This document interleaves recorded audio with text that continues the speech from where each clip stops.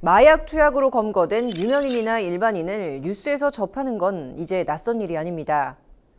법조계에서는 젊은 층을 중심으로 익명, 그리고 비대면 마약 거래가 이루어지는 추세라고 설명했는데요.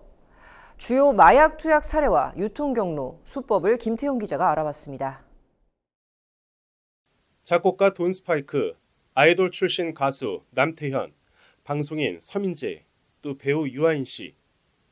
지난해 마약 혐의로 재판받거나 수사받은 연예인입니다.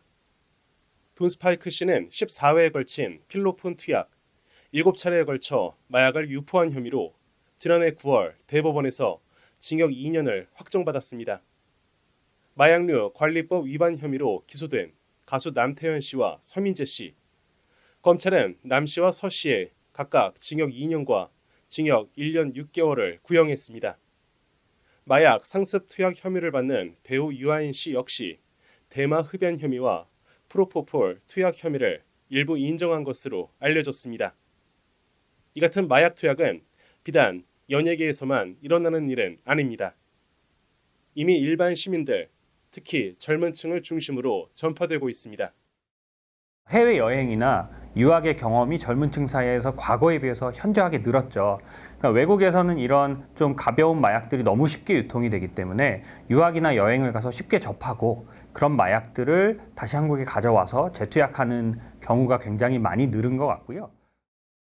지난해 말 광주의 한 주택가. 한 남성이 원룸 화단을 뒤적이더니 무언가를 집어넣고 휴대전화로 사진을 찍습니다. 대마와 필로폰 등 여러 마약류를 숨겨두고 간 겁니다. 아파트 북도 수도 계량기에 무언가를 넣어두는 남성. 며칠 후 또 다른 남성이 같은 수도 계량기를 열어 물건을 꺼냅니다. 두 사례 모두 판매자가 마약을 두고 가면 구매자가 찾아가는 방식으로 거래했습니다. 이런 방식은 이른바 던지기 수법으로 불립니다. 최근에는 초등학교 화단에 숨겨두거나 호텔에 투숙하는 것처럼 들어간 뒤 침대 베개 밑에 현금을 두고 외출하면 그 사이 판매자가 들어와 현금을 가져가고 마약을 숨겨놓고 나가는 사례도 적발됐습니다. 마약은 청소년들에게도 파고들었습니다.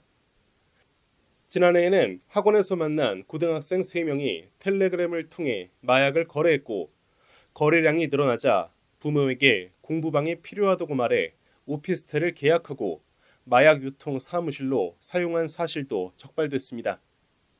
대범하게 성인을 운반책으로 고용해 배달 건별로 현금을 지급했는데 여기서도 던지기 수법이 사용됐습니다. 마약을 파는 사람은 돈을 받고 마약을 미리 숨겨놔요. 그러면은 그리고 나서 그 좌표만 마약 구매자한테 전달하는 거죠. 그럼 나중에 마약 구매자들이 마약이 숨겨져 있는 곳에 가서 물건을 찾아오는 방식이에요. 이러한 유통 방식을 던지기라고 하거든요.